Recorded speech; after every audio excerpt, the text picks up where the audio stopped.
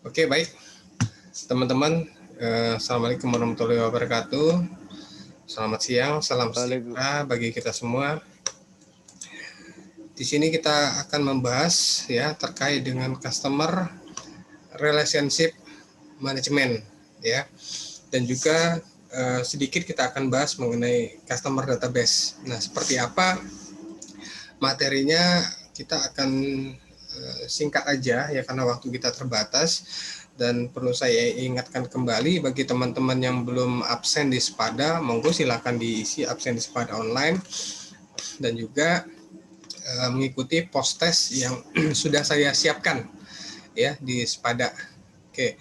Untuk tertib acara untuk kegiatan kali ini ya, karena kita berada di Zoom online ya, saya ingin teman-teman semuanya agar menampilkan videonya ya, karena dari beberapa kasus ya temuan terkait dengan pembelajaran online daring ini dari sisi pengawasan perkuliahan memberikan catatan bahwa banyak anak-anak dari perkuliahan saya ini tidak menghidupkan Zoom ya videonya. Nah, itu saya minta teman-teman yang hadir pada online kali ini agar mengaktifkan Zoom-nya ya videonya.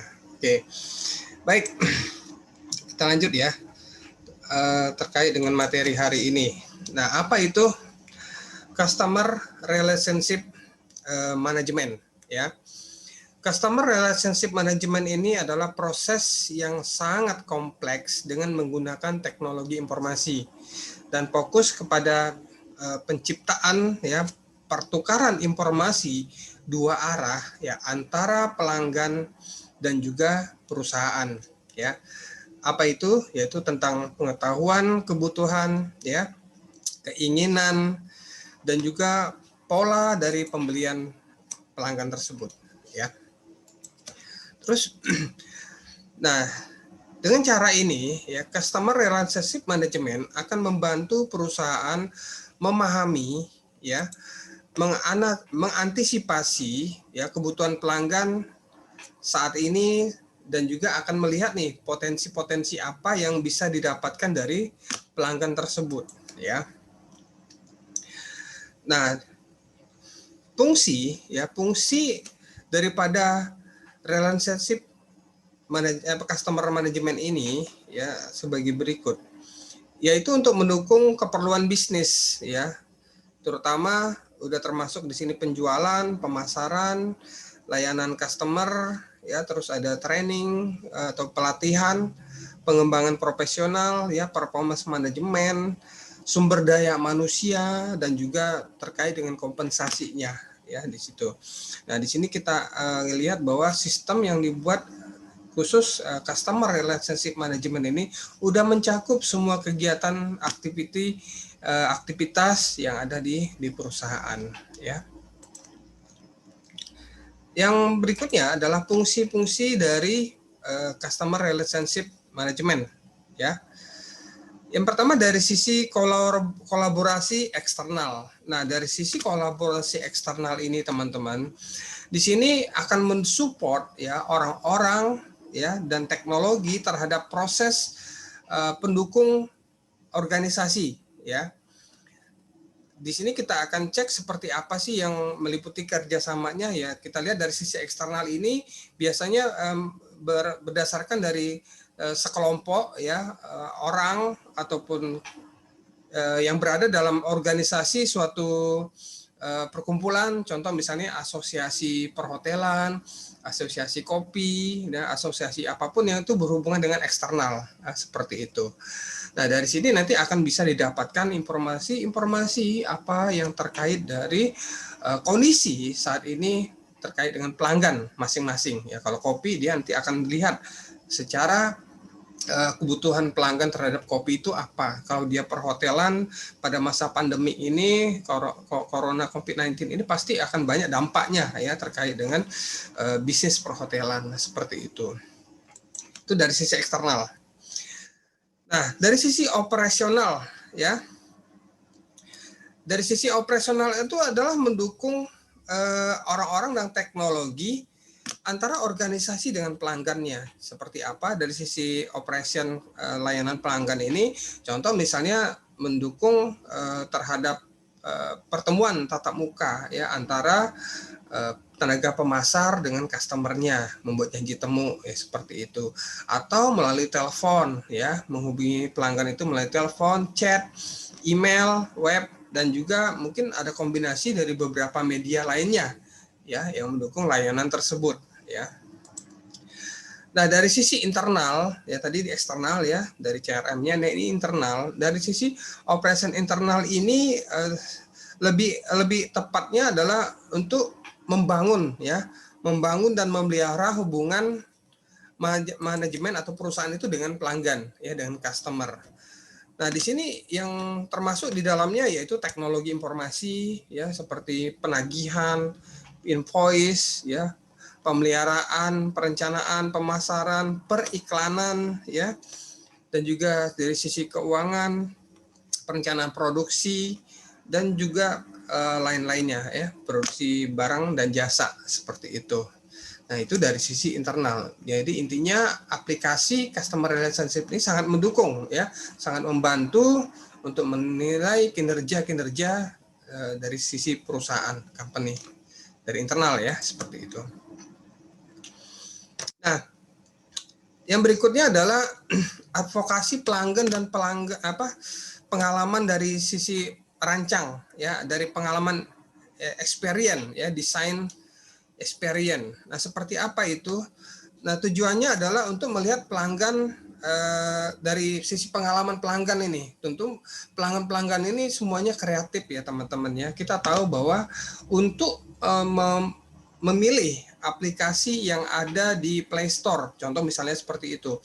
Tentunya sebagai pelanggan kita akan mengecek terlebih dahulu komentar-komentar apa yang ada di aplikasi Play Store tersebut. Yang pada saat itu kita mau download aplikasi apa nih? Contoh misalnya TikTok atau aplikasi foto editing, video dan segala macam, pasti akan kita cek terlebih dahulu.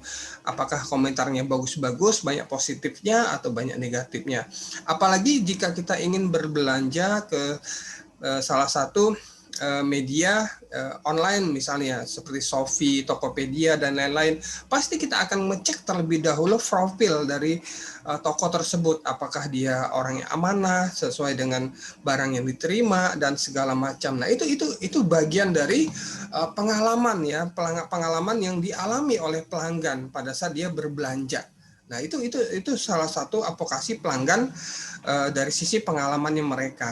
Nah, seperti itu. Nah, termasuk di sini ada kinerja performance manager ya, kinerja manajer dan analis permasaran.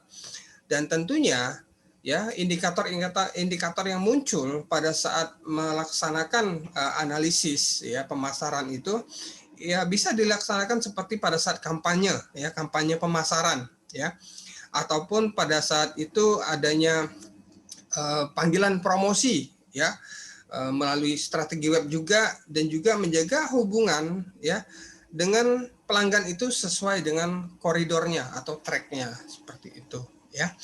Itu dari sisi performance manager dan analisis marketing.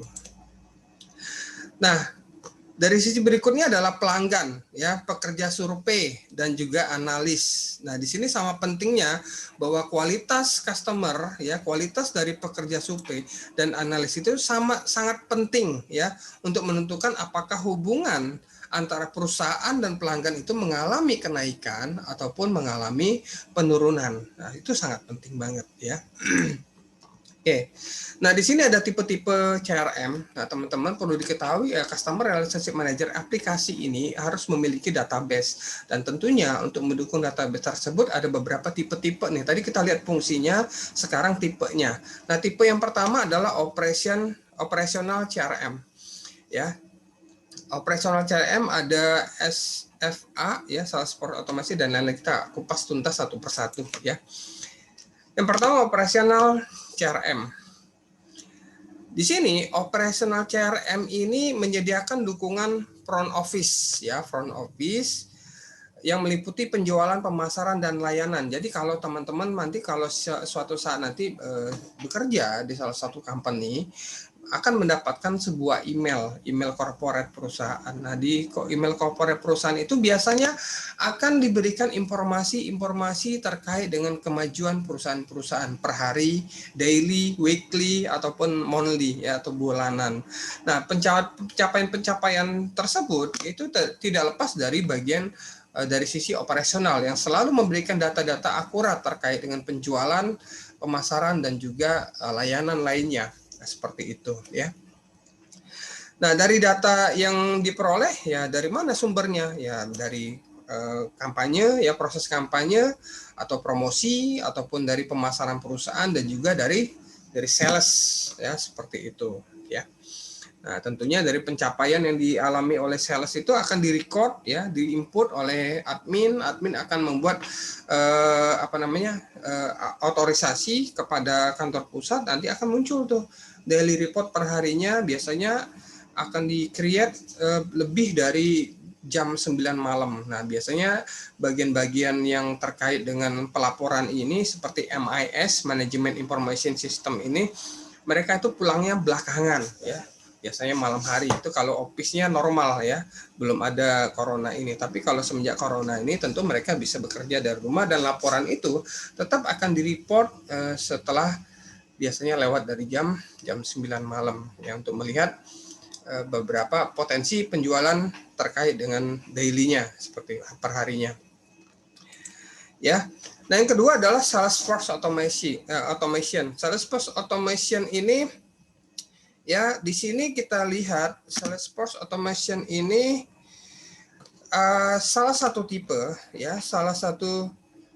tipe yang dirancang untuk mengotomasi aktivitas yang berhubungan dengan tracking ya. Tracking ini artinya daily report yang di-create oleh admin itu untuk melihat satu persatu nih kinerja daripada sales force ataupun tenaga pemasar.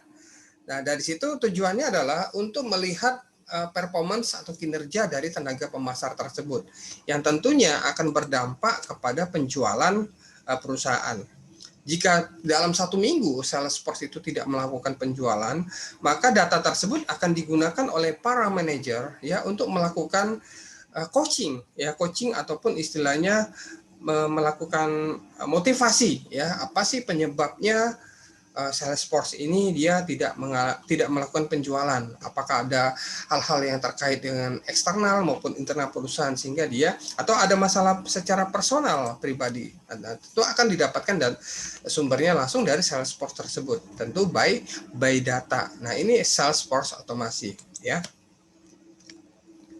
Oke, nah dari sini produk yang di tugas-tugasnya Salesforce otomasi banyak ya.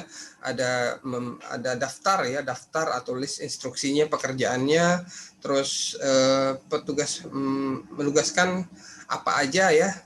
Ini para manajer nih yang membuat ini nih. Sales crack itu petugas penjualan memungkinkan adanya kontak ya. Dalam per hari itu apakah dia ada kontak nih dengan customer atau tidak. Nah, nanti akan dicek ya berdasarkan pipeline atau data yang dibuat oleh si tenaga pemasar tersebut, apakah dia ada aktivitas atau tidak per harinya. Nah, di sini ada respon tracking, ya, seandainya pun ada keluhan konsumen dan segala macam, apakah dia cepat tanggap atau tidak, ya mengatasi keluhan tersebut, dan juga membuat report, ya, dan juga di sini menciptakan arahan tim. Nah, ini khusus bagi leader. Nah, leader ini tentu akan memberikan instruksi terkait dengan apa sih langkah-langkah atau pekerjaan yang akan dilakukan oleh si Salesforce atau tenaga pemasar.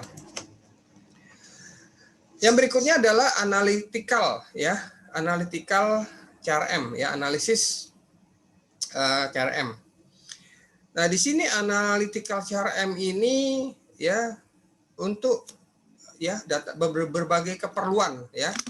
Seperti apa itu? Misalnya merancang melaksanakan target ya, target pemasaran ya, dan mengoptimalkan atau efektivitas pemasaran ya.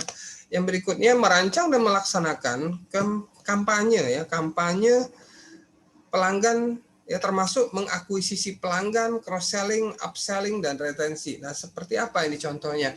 Nah, misalnya begini, ada beberapa customer itu dia berbicara terkait dengan salah satu produk lain. Nah, tentunya sebagai seorang tenaga pemasar, kita tidak langsung mengadjust bahwa produk kita adalah produk yang terbaik. Artinya kita memberikan kesempatan kepada customer itu untuk melakukan perbandingan, dan tentunya pada saat berbicara sama customer kita menceritakan nih keunggulan-keunggulan apa yang ada di produk kita dibandingkan dengan produk yang lain. Nah, cross selling yang berikutnya adalah dengan produk sejenis yang kita tawarkan kepada customer tadi, kita juga menawarkan produk-produk yang lain yang di luar dari kebutuhan pelanggan itu jika dia merasa membutuhkan juga secara tidak langsung. Contoh, misalnya kalau kita seorang sales panci, tentunya pada saat sales panci itu kita tidak berbicara tentang panci aja, ya. Kita pasti ada kuali, ada sendok, garpu, atau ada apapun yang lain-lain yang kira-kira sekiranya itu memang dibutuhkan oleh si pelanggan tersebut. Itu contohnya, itu cross selling, ya. Oke.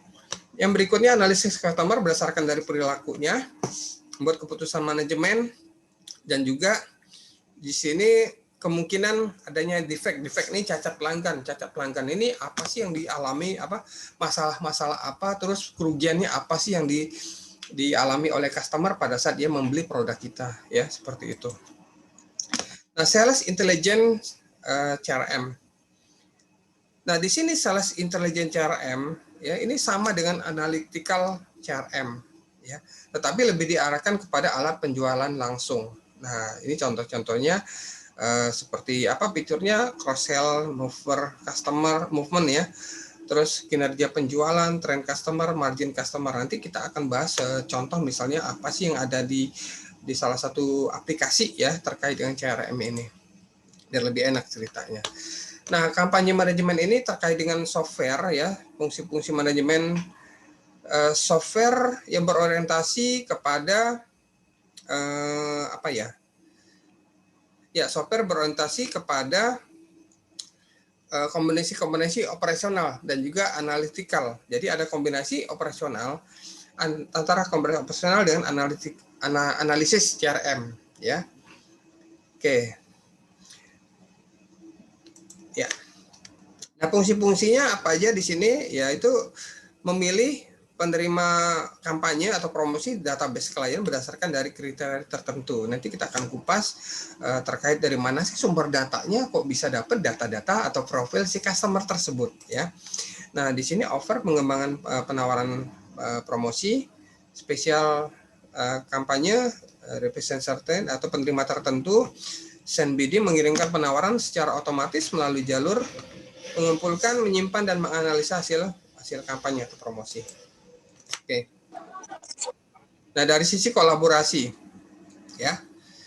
Nah, dari sisi kolaborasi, teman-teman, ya, di sini adalah fungsinya melayani layanan multi channel, ya, layanan multi channel yang dan dukungan yang diberikan kepada pelanggan menyediakan infrastruktur, ya.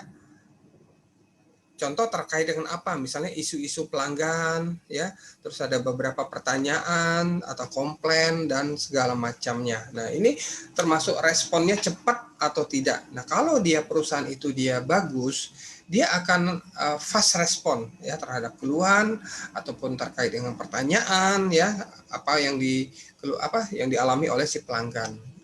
Nah, seperti itu. Nah, biasanya hal ini boleh teman-teman cek apabila teman-teman mau mendownload suatu aplikasi di Play Store, cek, ya, beberapa pasti ada pertanyaan, ya, terkait dengan aplikasi tersebut atau keluhan dari pelanggan, apakah dia responnya cepat atau tidak. Nanti teman-teman lihat. Nah, biasanya kalau dia tidak respon ataupun mengeluh, mereka pelanggan itu rata-rata memberikan bintangnya bukan 5 tapi bintang 1. Seperti itu. Nah, itu berindikasi kepada performance perusahaan tersebut, ya. Itu kolaborasi CRM. Nah, dari sisi geografi ini kita melihat berdasarkan wilayah, ya. Dari seluruh Indonesia, ya, kita ada beberapa pulau besar seperti Sumatera, Jawa, ya, Kalimantan, Sulawesi, Papua. Nah, dari situlah kita bisa tracking, ya. Tracking maksudnya itu untuk melihat berapa banyak jumlah tenaga pemasar yang ada di wilayah atau daerah tertentu, atau berapa besar penjualannya, itu bisa dicek di aplikasi CRM semuanya, teman-teman, ya.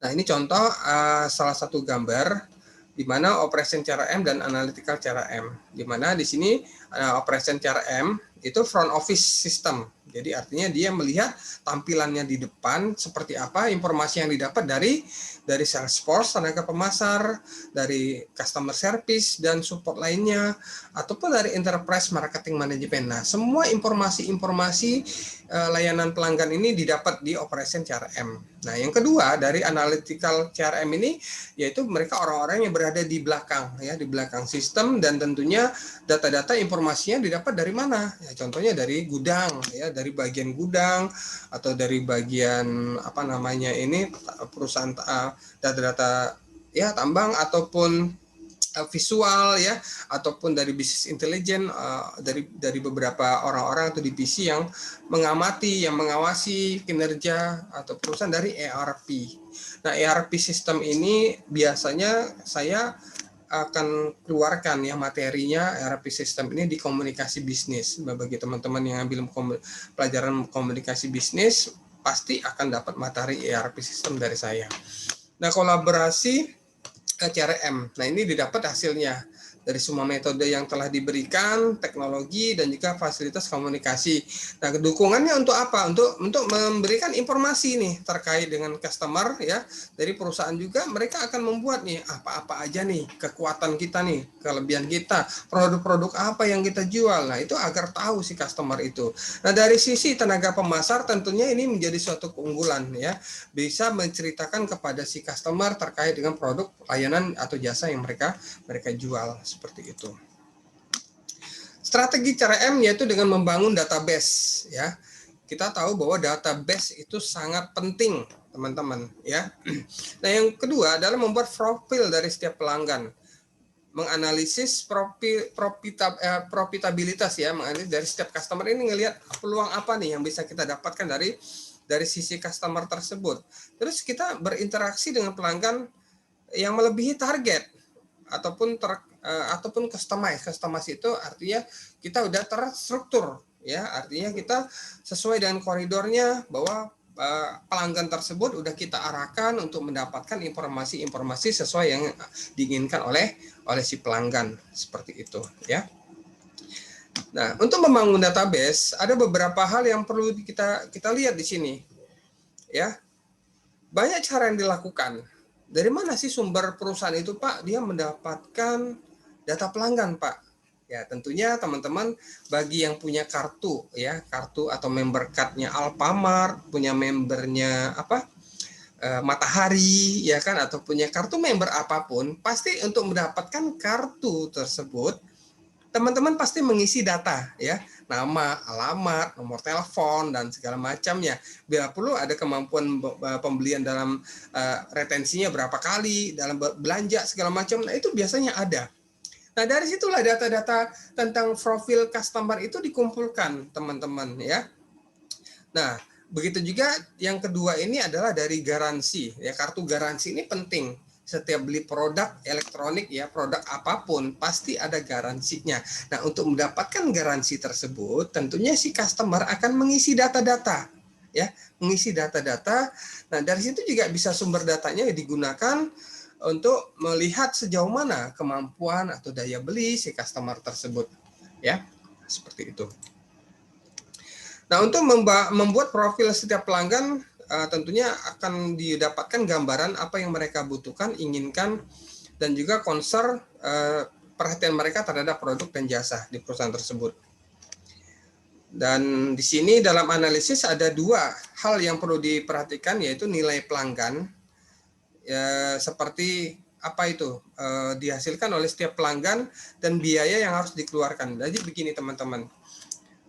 Dalam mengatasi keluhan pelanggan ya, ataupun masukan-masukan dari pelanggan, tentunya ada nilai yang kita harus create ya. Apa itu? Contoh misalnya masukan, oh saya kok mendapat barangnya seperti ini ya. Oke, kita pasti akan melakukan retur ya, pengembalian terhadap komplain ataupun barang yang diterima. Nah, pada saat kita mengirimkan kembali barang tersebut itu muncul biaya.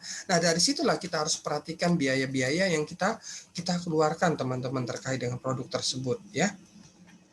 Ya. Oke. Oke. Ya, cost ya, cost. Baik. Dan juga dari sisi aspek lainnya kita lihat di sini apa aja aspek-aspek yang perlu diperhatikan, yaitu penggunaan produk, layanan ya perusahaan yang mereka gunakan sekarang, terus kemungkinan jumlah penggunaan produk dan jasa di masa yang akan datang, dan juga kemungkinan menggunakan produk layanan yang disediakan oleh perusahaan lain ya yang sejenis dengan apa yang kita jual dan lain-lain ya, akuisisi pelanggan, hubungan dan lain-lain. Oke. Next, di sini kita lihat ada beberapa yang berhubungan dengan interaksi pelanggan. Contohnya profil yang lebih jelas ya, maka perusahaan dapat lebih mudah untuk melihat kebutuhan pelanggan tersebut ya. Sehingga akan memudahkan dalam menawarkan produk dan layanan sesuai dengan kebutuhan mereka. Nah, itu ya. Terus apalagi nih?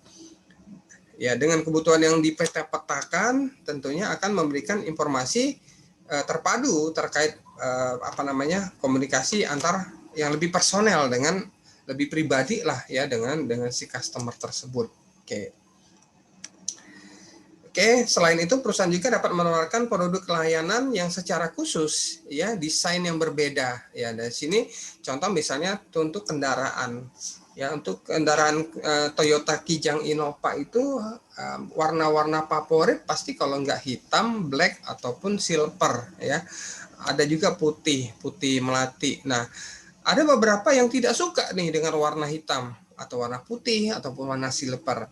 Mereka melakukan request ya. Saya mau pesan kendaraan Innova dengan warna ungu ya, karena saya suka warna ungu atau pinky itu bisa ya.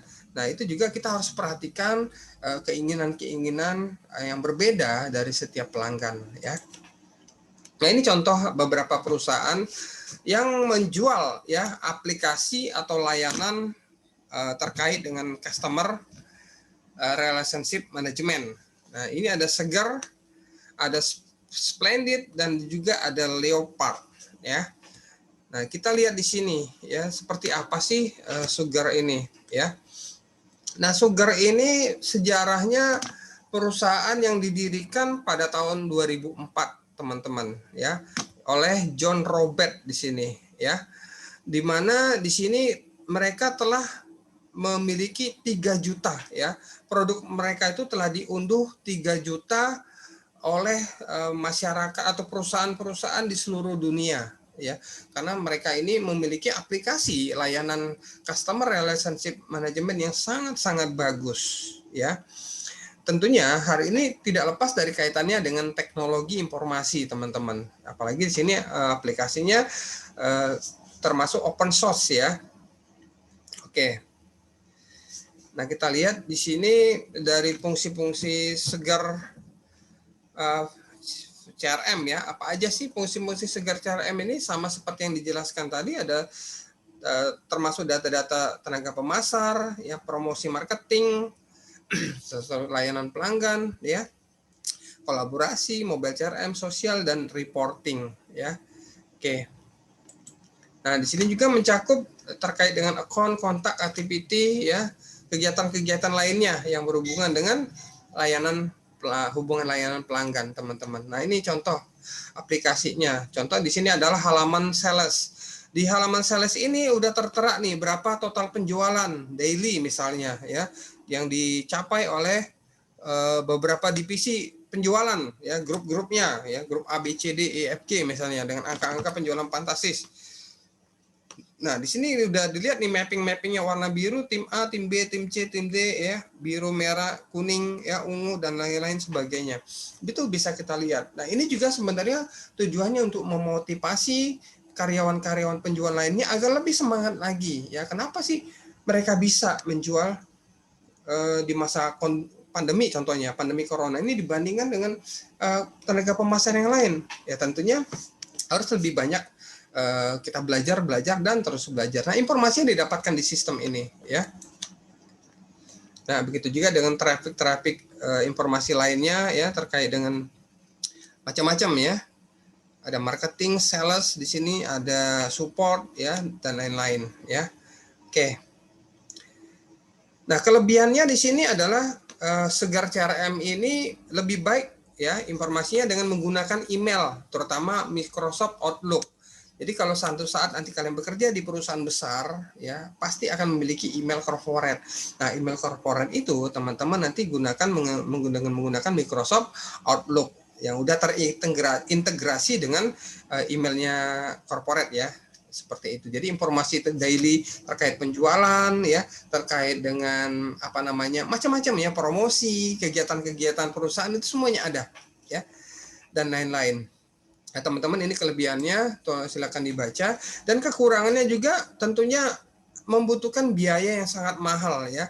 Aplikasi ini tidak murah teman-teman, karena ini udah mencakup seluruh kegiatan kegiatan operasional perusahaan, termasuk apapun data-datanya yang dibutuhkan, laporan manajemen, untuk membuat suatu keputusan di masa yang akan datang. Nah, seperti itu. Baik, jika ada yang mau ditanyakan, teman-teman monggo silakan ya. Saya buka sesi tanya jawab, masih ada waktu 1 menit ya untuk kita berdiskusi.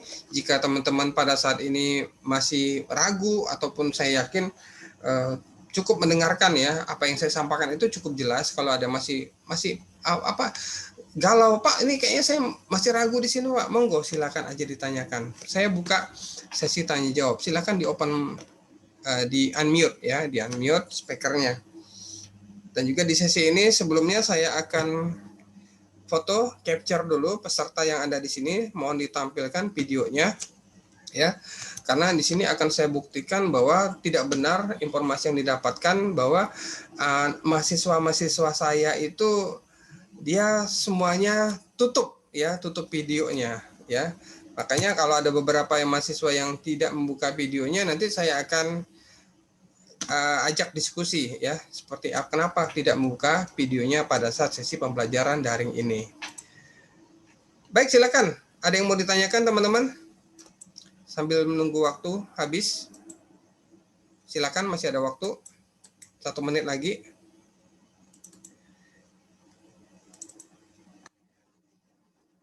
Tadi pada saat sesi pertama tadi ada yang bercerita ke saya, Pak, maaf untuk video saya tidak bisa tampilkan karena masalah sinyal misalnya, jadi loadingnya lambat. Oke, saya bisa maklumi ya dalam kondisi seperti itu ya. Tapi jika jaringan di tempat kalian itu bagus semuanya ya, dikarenakan kondisi yang tidak menentu ya, seperti apa yang alasan kalian, tentu akan kita buka sesi, nanti saya akan WA, saya akan japri ya masing-masing. Di sini yang masih nutup videonya ada Noval Gipari. Di sini ada siapa nih?